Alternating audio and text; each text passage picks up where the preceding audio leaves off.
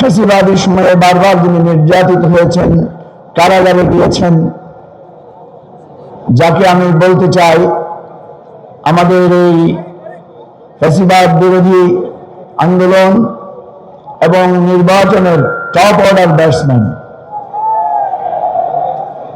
আপনারা তো বলবেন টপ অর্ডার ব্যাটসম্যান যদি ডাক্তার শফিকুর রহমান হয়, তাহলে ওপেনিং ব্যাটসম্যান কে? ওপেনিং ব্যাটসম্যান হচ্ছে আমাদের সাবিক কারিম। নির্বাচন কাকে দিয়ে শুরু হয়েছে? ডাকসু দিয়ে শুরু হয়েছে না? তাহলে প্রথম ওপেনিং ব্যাটসম্যান আমরা সফল হয়েছি কিনা? ওপেনিং ব্যাটসম্যান দিয়ে শুরু, আর টপ অর্ডার ব্যাটসম্যান যখন নামবেন, বল কি মাঠের মধ্যে থাকবে না বাউন্ডারি পার হয়ে যাবে? সবাই বলেন ইনশাআল্লাহ।